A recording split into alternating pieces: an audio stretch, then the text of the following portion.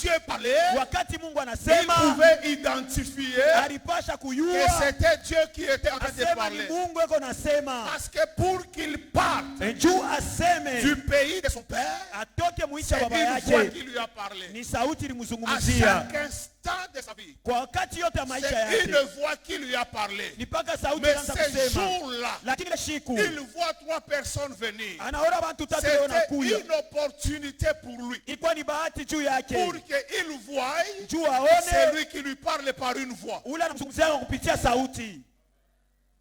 Il entendait toujours la voix. Alianza kushika mpaka sauti. Et c'est un homme de foi.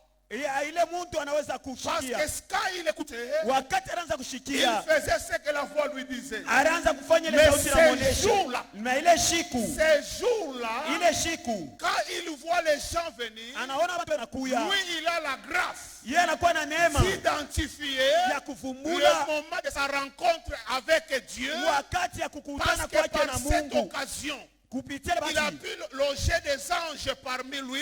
aliweka bamalaika Il a kati pu yake, loger les anges chez lui. aliweka bamalaika Il a kwake, pu avoir le secret. aliyua Et siri, vous allez voir na mutaona qu'ils étaient 3. balikuwa batatu. Mais quand ils arrivent à Sodome, Wakati wanafika il n'y en Sodoma avait que 2. balikuwa paka bawili. Pourquoi? Juu ya nini? Parce que Dieu lui-même Yeye mwenyewe était Mungu l'un des 3. alikuwa Et kati ya Abraham, wale ces batatu, jours-là, na il Abrahamu a eu ule l'opportunité alipata bahati de rencontrer le Dieu ya qui kukutana lui na ule avait Mungu. toujours parlé. Ule Mungu Il avait anazungumziaka, connu par la voix. alimuyoa Il a pu kusauti, le voir en face. anamona Non hivi pas kwa comme uso. il pouvait l'imaginer. Aina jua Je alita crois que kuwaza, Abraham juu Abrahamu pouvait s'imaginer comment Dieu pouvait être. alita kuwaza Mais vile ces Mungu jours-là, anazikula. Ile siku il avait la grâce alikuwa na de neema pouvoir connaître ya le kujua temps de sa visitation. wakati ya Parce qu'en kutembelea ce kwake, moment-là, ile saa il rencontre Dieu. anakutana na Il a la Mungu, confirmation anakuwa na que kikisho Sarah, sa femme, va accoucher. ase Sara tazala. Deuxièmement, Cha il pili a la révélation anakuwa na des ufunulo, choses qui vont arriver. vitu vile Parce vitafika, qu'on lui révèle ce qui banamonesha va arriver vile à vitafika Sodome et kwa Gomorrhe. Sodoma na De Gomora. sorte qu'il a même la possibilité Ile vitu de alikuwa na uwezo, plaider le cas de son neveu Lot. ilikuya mama hata ile mambo ya neve wake Loti. Il y a un temps des hommes. Kuku wakati ya Il y a bantu, un temps de Dieu. kuku wakati ya Je Mungu. voudrais parler à une personne. Napenda kusema kwa mtu Il y moya, a un temps où yuko wakati c'est ile ce que les hommes ont dit qui bantu s'accomplissent. bakasema Il y binafika. a un temps où Kuku wakati ce sont ile les hommes qui parlent dans ni ta bantu vie. beko nasema Mais maisha il y a yako. aussi un temps Kuku wakati où c'est moya Dieu qui doit parler. ule ni Mungu Il y a anapasha aussi kusema. un temps Kuku où wakati c'est Dieu qui doit parler. ule Mungu anapasha Dieu ne kusema. parle pas n'importe quand. Mungu asisemake Dieu ne wakati parle pas yote. n'importe comment. Mungu asisemake Dieu mnamna yote n'agit pas yote. n'importe comment. Mungu atendake Quand mnamna il yote commence yote. à parler, Kama anaanza quand il kusema, commence à s'élever, kama anaanza kunyanyuka, il amène le témoignage. analeta Je parle à ushuhuda. une personne. Nasema kwa mtu Je te mmoja, vois avec ton témoignage. nakona na Je ushuhuda te wako, vois avec ton nakona témoignage. na ushuhuda Cette wako. année, sûrement, Aya kweli tu hakikisho témoigneras. Parce que utashuhudia. cette année, Juu mwaka l'Éternel nous a wa dit, milele c'est alisema, l'année du Rehoboth. asema ni wakati Voici ya ufashi maintenant, yetu. je vous Tazama, mets au na large, mieka prospérer dans kubaraka, le pays. mwende mutawale Prospérer mumuti. dans le pays. Mutawale Je parle à mumutini. une personne. Nasema kwa mtu Quand moja, Dieu s'élève, kama Mungu anashimama c'est le témoignage. ni Quand ushuhuda. Dieu s'élève, Kama Mungu c'est le anashimama témoignage. ni ushuhuda. Quand Dieu s'élève, Wakati Mungu c'est le anashimama témoignage. ni ushuhuda. J'appelle le témoignage de Dieu dans ta vie. Naita ushuhuda ya Mungu maisha yako. Le temps de la visitation Wakati ya kutembelelewa est choisi par Dieu. ni Mungu jua ni Mais chakula, la responsabilité de l'homme, lakini madaraka ya c'est de mtu pouvoir l'identifier. ni namna ya kuivumbula. Abraham, il est passé par Sichem. Alipitia kule kusishemu, Mais avec ses yeux charnels, kupitia mecho yake ya il ne kimwili, pouvait jamais penser ashikuweze kuwaza que c'était ça, aize ilikuwa ni le ile territoire que Dieu lui a promis. asene ile bulongo ile Mungu alimulakaka. L'autre qui a regardé avec les yeux d'un homme, Lote aliangalia na mecho ya bumuntu, il a pensé que la bénédiction était dans ceux qui étaient en train de briller. aliwaza sema baraka iko ni mubile vilikuwa viko na La ngala. parole de Dieu dit, Sauti ya Mungu il a inasema regardé vers les plaines alienda kona qui kule kwa mayani étaient mzuri, verdoyantes. ilikuwa mayani mubichi Il ya a mbe. choisi la facilité. Alichakula ile Il inakuwa a choisi mwepesi, ce qui brille. brille. alichakula ile kona Il a ngala, choisi ce qui attire le regard des hommes. alichakula ile na kokota mecho ya bantu. Abraham, là où il était, Abrahamu pale il alikuya, n'avait rien d'autre que la foi. ashikukwe na ingine, Il ashikukwe tu n'avait rien imani, d'autre que la foi. ashikukwe na kitu Je kingine pa voudrais imani. parler à une personne Napenda kusema à mtu vie moja, restaurée. vie Nous restaurée, n'avons rien d'autre que la foi. hatuna na kingine pa Nous n'avons imani, rien d'autre que la foi. hatuna na ingine pa Ici, imani. l'eau n'agit pas.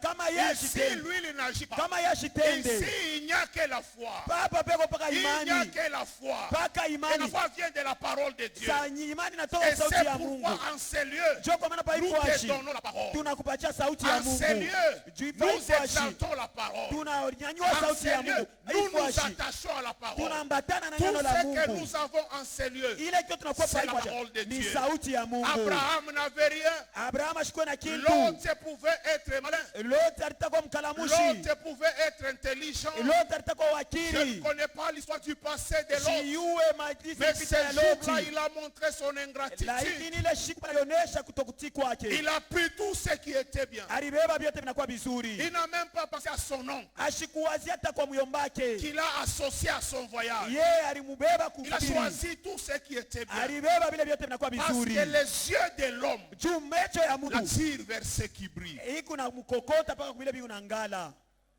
Abraham Abraham ne pouvait jamais s'imaginer ashikuweze kuwaza que ce que Dieu lui avait promis, kile Mungu alimulakaka c'est le territoire où il était. ani muile bulongo mule alikuya.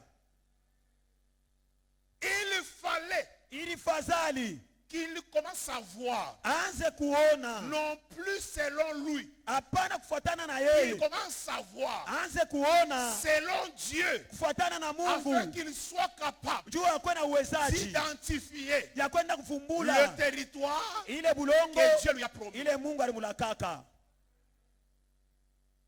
En regardant comme un homme, Kuangalia sa mtu il pouvait se dire que l'autre a tout pris. alitaka kusema lote En yote. regardant comme un homme, Mukuangalia sa il mtu pouvait dire que l'autre a pris tout ce qui est beau. hata kusema lote anabeba Oui, vyote vya je parle à vizuri. une personne. Nasema kwa mtu moya, Pourquoi est-ce que tu te cafouilles? juu ya nini wako na fia? Si quelqu'un d'autre a pris le mari, laisse-le. Kama mwingine alibeba bwana Si quelqu'un mwache, d'autre a pris la femme, laisse. kama mwingine alibeba bibi Parce que acha. ce qui est à toi, Kile kiko chako personne ne peut le contester. hakuna mtu anaweza kukibisha, Personne ne peut le contester. hakuna mtu anaweza kukibisha. Avec les yeux d'un homme, Mecho ya mtu il pouvait dire que l'autre a tout pris. anasema lote anabeba Mais vyote. quand il a commencé à voir, Wakati anaanza kuona, il a compris que c'était le territoire. alielewa sema njoo pa bulongo penye La pale. voix lui a dit, Sauti ilimuonesha, lève tes yeux et regarde. nyanyua mecho yako na Ce uangalie. que tu vois là, Kile oh, unaona pale, ce que tu négliges là, kile unanegisha ce pale, que tu vois comme étant rien, kile unaona sa kia ce que bure, tu vois comme n'étant pas fertile, kile unaona sa kina ce kia que tu vois duzao, comme n'étant pas beau, kile unaona sa kina kizuri. ouvre tes yeux, regarde. Fungula mecho ona, Regarde dans ce que tu crois qu'il n'y a pas de fertilité. angalia mkile unaona sa kina na Abraham, mbole. laisse l'autre prendre ce qu'il a pris. Acha lote abebe bila Enlève nabeba. maintenant tes yeux, commence à Wewe mwenyewe regarder. nyanyua mecho sasa Ce kuangalia. que tu vois là, Kile unaona non pas pale, ce que l'autre a pris. haina kile lote Ce que alibeba. toi tu vois, Kile ce unaona, que toi tu vois, kile unaona, c'est ça que je te donne. njoo kile Et c'est nakupatia. ça ta prospérité. Njoo ile urithi wako. Ce matin, Asubuhi ya leo, après que tu aies reçu le colis, kisha kupokea ile dawa, je suis tenté de te poser la question, que vois-tu? napenda kukuuliza wewe kunaona nini? Mon petit message de ce matin, Akishina langu kidogo ya asubuhi ya leo, je voudrais te demander, que vois-tu? mimi napenda kukuuliza asubuhi ya leo kunaona nini? Les hommes de Dieu ont défilé en ces lieux. Batumishi ya Mungu balipita pa Ifuashi, Ils ont prononcé des oracles. balitangaza maishara na Nous maajabu. avons tous déclaré. Shebote Et tulitangaza à la fin de la convention, kuisha maandamano hii, nous avons commencé à voir. tutaanza kuona. Mais ma question ce matin, Maulizo yangu que asubuhi, vois-tu? wewe huku naona nini? Abraham, ce jour-là, Abraham ile shiku il pouvait voir alitaka kuona que d'un côté, wa ngambo moya il y avait les plaines verdoyantes kulikuya ile mayani mibichi, et de l'autre, ngambo il y ingine avait un pays qui ne donnait pas de l'espoir. kulikuya muji moya ile kama unaiangalia haina ta na espoir. Que vois-tu? Huku naona nini? On nous parle d'une guérison. banetuzungumzia juu ya matunzo. Vous savez, il y a 3 guérisons d'aveuglement dans la Bible. Unayua kuku matunzo tatu ya kuponeshewa kwa kushinda kona mu Biblia. 3 fois dans les évangiles, on nous parle de la guérison des aveugles. Mala tatu mu Injili banetuzungumzia kuponeshewa kwa vipofu. Quand nous sommes à Jéricho, Wakati tunakuwa ku Yeriko, nous voyons la rencontre d'un certain Bartimée avec Jésus. tunaona kukutana na mtu mmoja Bartimayo na Yesu. Lui aussi, il était aveugle. Yeye na yeye pia alikuwa kipofu. Mais il avait l'avantage de ne pas être sourd. Yeye alikuwa na advantage, alikuwa iko nasema. Je vais dire à une personne, Napenda kuonesha mtu mmoja, ne néglige pas ce que Dieu t'a donné. Usizarau ile Mungu alikupatia. Ne te concentre pas sur ce que tu crois que tu n'as pas. Ushanze kutazamia bila unawazia sema hauna nabyo. Bartimayo ne voyait pas. Ashikwanze kuona. À cause de ça, il était mendiant. Jutu ya ile alikuwa wa kulomba. J'ouvre encore la parenthèse. Nafungula tena mketo. Je prie et je déclare sur toi. Naomba tena nasema juu yako. Tu commences à voir au nom de Jésus. Wanze kuona mjina la Yesu. Parce que quand tu ne vois pas, juu kama uone, la vie de celui qui ne voit pas, maisha ya ule mtu asione, la vie d'un aveugle, maisha ya kipofu, c'est un mendiant. Ni wa kulomba. Quand quelqu'un n'arrive pas à voir, kama mtu anafika mkipimo il reste mendiant. Anabakia paka kalomba. Même dans ses prières, mendiant. Hata maombi yake paka wa kulomba. Dans tout ce qu'il fait, mendiant. Bile biote unafanya wa kulomba. Pourquoi? Parce qu'il ne voit pas. Ojia nini ashone? Quand tu n'arrives pas à voir, kama ufike mkona, tu vas rester mendiant. Utabakia paka mashikini wa kulomba. Mais il avait au moins une chose. Yalikuwa kuna kitu kiboya. C'est que lui entendait. Yaranza kushikia yako. Il y a quelque chose que tu as, kuku kintu kiloko nacho, que toi tu peux négliger. Kile unaweza kusahau. Mais Dieu dans sa grâce, Mungu munema il yake, t'a laissé la chose anakuachia kile kitu parce qu'il doit te servir. Juu kile kitu kinapaswa kukusaidia. Nous nous concentrons toujours Je tunawekeka kwa akili sur ce que nous n'avons pas. Paka kubila tuna nabyo. Je n'ai pas de voiture. Je n'ai pas de femme. Je n'ai pas de maison. Je n'ai pas d'argent. Je n'ai pas ceci. Je n'ai pas ceci. Nous concentrons sur ce que nous n'avons pas. Et nous oublions ce que nous avons.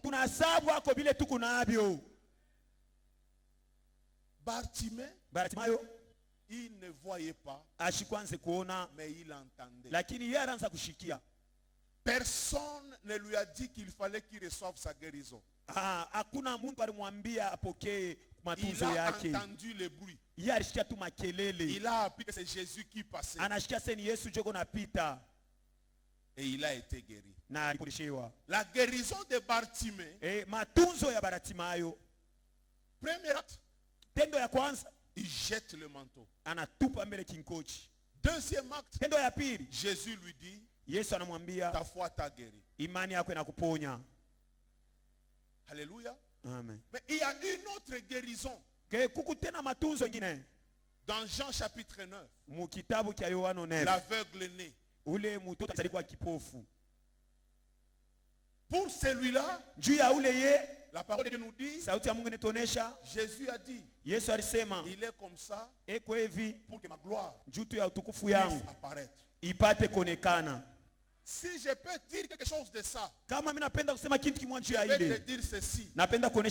Ta situation là, c'est pour que la gloire de Dieu. Il faut qu'il y ait une personne qui témoigne que tu étais pauvre, tu es devenu riche.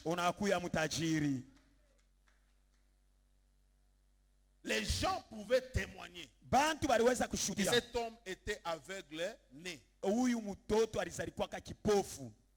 Ce n'est pas qu'il est tombé malade à un certain moment de sa vie. Aveugle. Les gens aussi pouvaient témoigner qu'il était guéri. De la même manière que les gens témoignent de ta situation actuelle.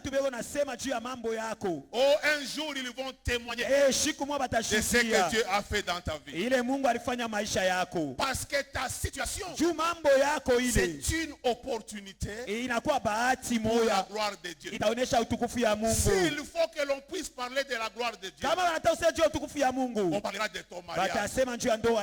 S'il faut qu'on parle de la gloire de Dieu, on parlera de ta guérison. S'il faut qu'on parle de la gloire de Dieu, on parlera de ton élévation. S'il faut qu'on parle de la gloire de Dieu, ajoute toi-même.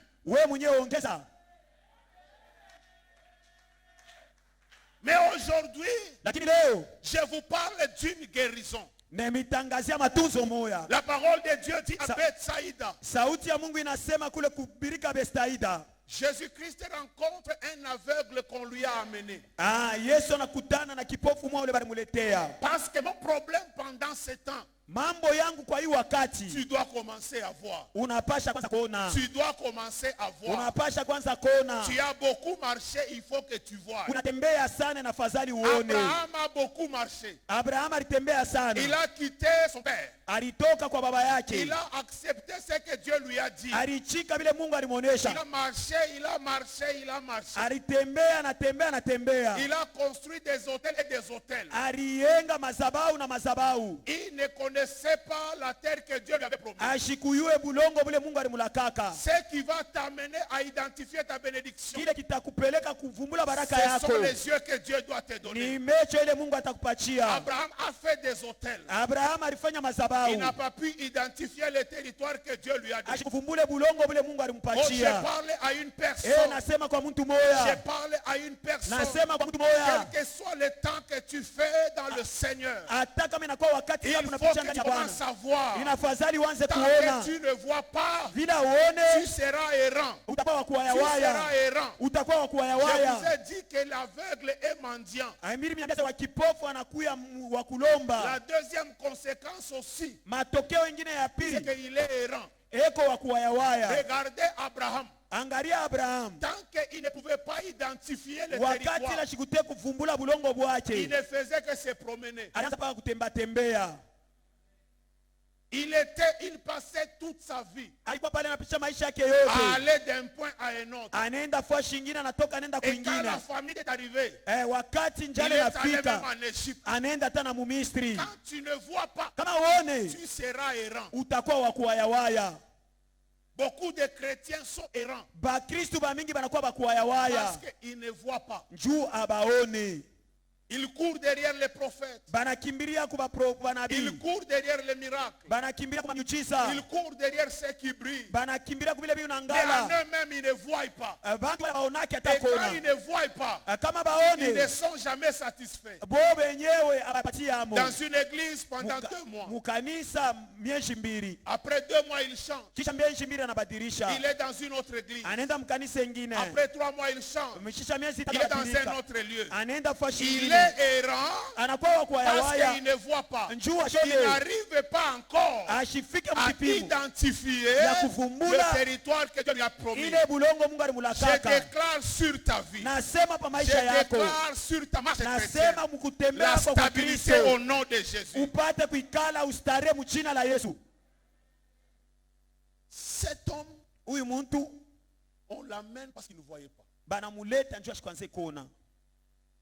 La parole de Dieu dit, Jésus-Christ lui met la salive sur les paupières.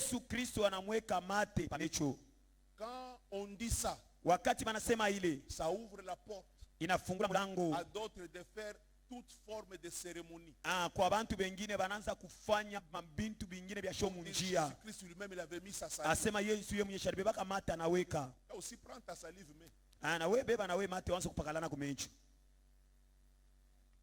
parce que quand vous regardez la manière dont les gens sont en train d'agir dans les églises, et que vous posez la question, dis non, Dieu il est multisystème. Pourquoi est-ce qu'avec Bartimée il avait seulement parlé, et avec cet aveugle il a mis la salive?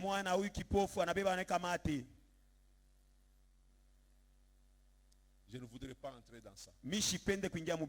Donc Jésus lui met la salive. Et lui pose la question, que vois-tu? Pourquoi il lui pose la question? Parce que ce que tu vois est important. Il ne s'agit pas seulement d'être guéri de l'aveuglement. Mais quand tu commences à voir, qu'est-ce que tu vois? Il pouvait le laisser partir. Mais la parole de Dieu nous dit, Jésus-Christ est notre Seigneur. Il lui a mis la salive. Et puis il lui pose la question, que vois-tu? Tu as écouté toutes les prédications. Ça fait 15 ans que tu es chrétien, tu te vantes de ça. Ça fait 30 ans que tu as été baptisé, tu te vantes de ça. Mais ce matin, je te pose la question, que vois-tu? Après ton baptême, que vois-tu? Après ta rencontre avec Christ, que vois-tu? Parce que cet homme, Jésus ne le laisse pas partir. Jésus veut se rassurer. Il voit réellement. Il lui met la salive. Il lui impose les mains. L'homme dit, je commence à voir. Jésus dit, ça ne suffit pas. Qu'est-ce que tu vois? La réponse de l'homme. Je suis en train de voir des arbres comme des hommes. Mais ce sont des hommes. Mais c'est comme des arbres qui marchent. La confusion. La confusion. Il y a beaucoup de gens qui sont dans la confusion, qui croient avoir entendu Dieu parler, qui sont entrés dans la confusion.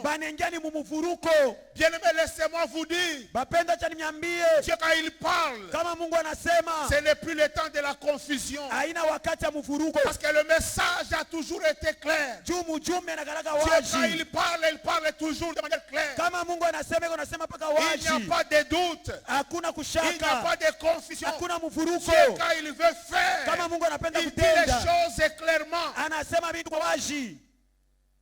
Aujourd'hui, nous sommes dans des pratiques. Nous sommes dans des cérémonies. Nous sommes dans des histoires. Parce que nous voyons des hommes comme des arbres.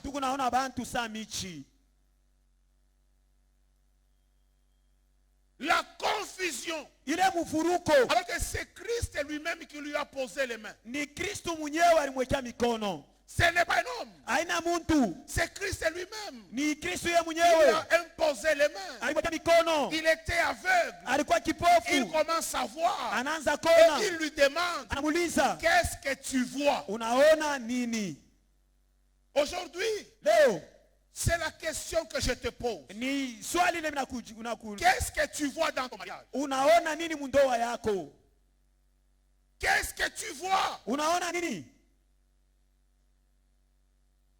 Il répond, je suis en train de voir des arbres comme des hommes. Mais ce sont des arbres qui marchent.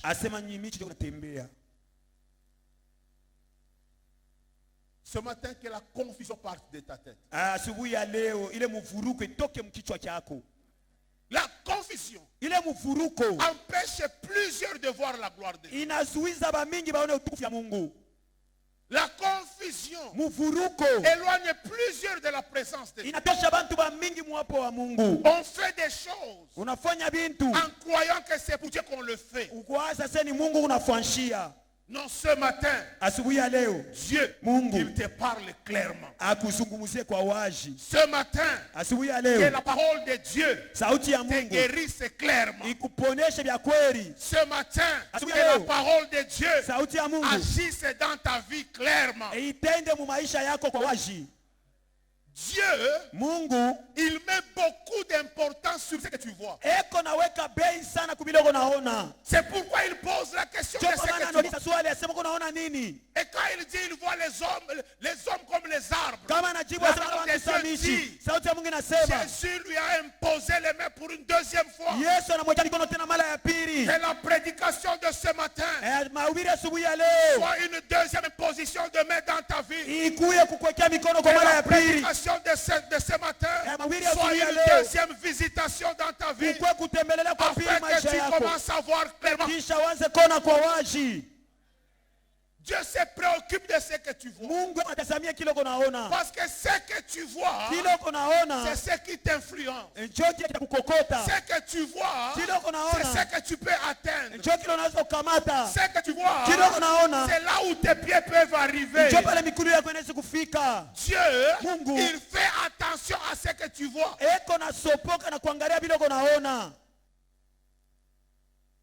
Première imposition de main. La confusion. La gloire de la seconde maison est plus grande que celle de la première. Ce matin, je suis en train de t'impacter avec une puissance de la deuxième marche. Jusque-là, tu as marché avec Dieu. Jusque-là, tu as fait des choses avec Dieu. Jusque-là, tu as servi Dieu. Mais ce matin, ma prière pour toi, c'est que tu commences la marche de la seconde gloire. Que la marche que tu vas commencer t'amène dans la gloire, t'amène dans le témoignage, t'amène dans la gloire au nom de Jésus. Si jusqu'à maintenant tu étais en train de tâtonner, à partir de ce matin, j'arrête ton tâtonnement au nom de Jésus. Tu ne vas plus tâtonner dans ton ministère, tu ne vas plus tâtonner dans ton mariage, tu ne vas plus tâtonner dans tes affaires, tu ne vas plus tâtonner dans ce que tu fais. Ce matin, je te connecte à une nouvelle grâce. La grâce de la deuxième puissance, la grâce de la double onction. Quand Jésus l'a touché pour la deuxième fois, il a commencé à voir clairement. Jusque-là, c'est que les hommes disaient de décourager. Jusque-là, les événements de la vie pouvaient te décourager. Jusque-là, la situation de la vie pouvait t'amener à renier la foi. Mais ce matin, je t'impose la main pour la deuxième fois. Pour la première fois, tu pouvais encore tâtonner. Mais à partir de ce matin, tu ne vas plus tâtonner. Beaucoup sont venus à Christ, mais continuent à tâtonner. Quand tu parles avec lui, quand tu l'écoutes, il a un CV avec Dieu. Il a un long parcours avec Dieu. Mais quand tu regardes en réalité, dans tout ce qu'il fait, il tâtonne. Mais ce matin, tu ne vas plus tâtonner. Ce matin, je te dis, lève-toi et marche. Ce matin, le message est clair. Lève-toi et marche. Tu ne vas plus douter. Tu ne vas plus tâtonner. Tu recevras une force. Le Saint-Esprit qui va te permettre de marcher. Les gens se lèvent et tombent. Ils marchent et se fatiguent. Ils commencent et ils arrêtent. Pourquoi? Parce qu'il y a la confusion. Quand il y a la confusion, même le message du pasteur n'est pas bien compris. Quand quelqu'un est encore dans la confusion dans sa vie chrétienne, même les instructions de ton berger t'amènent dans la confusion.